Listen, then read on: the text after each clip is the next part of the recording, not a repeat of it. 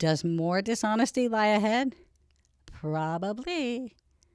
Let's head back to Refusing to Forget's website and see what we got next. After a brief resumption of a few raids in the spring of 1916, the uprising associated with the Plan of San Diego ended. But the Rangers' involvement in subordinating ethnic Mexicans continued. In May of 1916, Jose Morin and Victoriano Ponce were arrested in Kingsville on suspicion of plotting a raid and disappeared after Ranger Captain J.J. Saunders, it's Sanders, but whatever, took custody of them. Right, okay. Carranza stopped the Plan of San Diego insurrectos in exchange for diplomatic recognition from the United States. So there was this brief calm. As Refusing to Forget suggests, the plan was resurrected in 1916, but for a reason that bears mentioning. Here's the context I don't think they want you to have. Pancho Villa attacked Columbus, New Mexico in early March 1916, killing 18 Americans. President Woodrow Wilson sent General John J. Pershing on a punitive expedition to find Pancho Villa.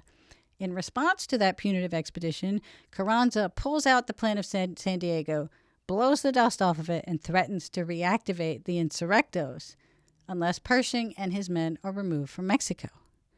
So while Pershing's troops are fighting Villa's guerrillas in the spring of 1916, a raid occurs in Texas in the Big Bend at Glen Springs.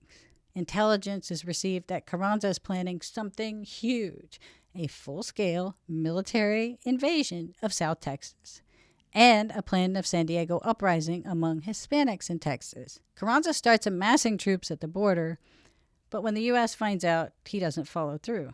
And Carranza's plans to invade Texas and unleash the Plan of San Diego goblins on Texas again, context left out of Refusing to Forget's narrative, that's the backdrop for the cases of Morin and Ponce. Jose Morin was recruiting Hispanics in San Antonio to amass at the border, commissioning men to fight in the genocidal army prescribed by the Plan of San Diego. The agency that we now call the FBI had an informant attached to him, and the government knew about his plans. So when he traveled to Kingsville to meet with his associate, Victoriano Ponce, both men were arrested. The county sheriff released the two men to Ranger Captain Sanders, and the two men did, in fact, disappear. Was it right that they disappeared and didn't stand trial for plotting? Absolutely not.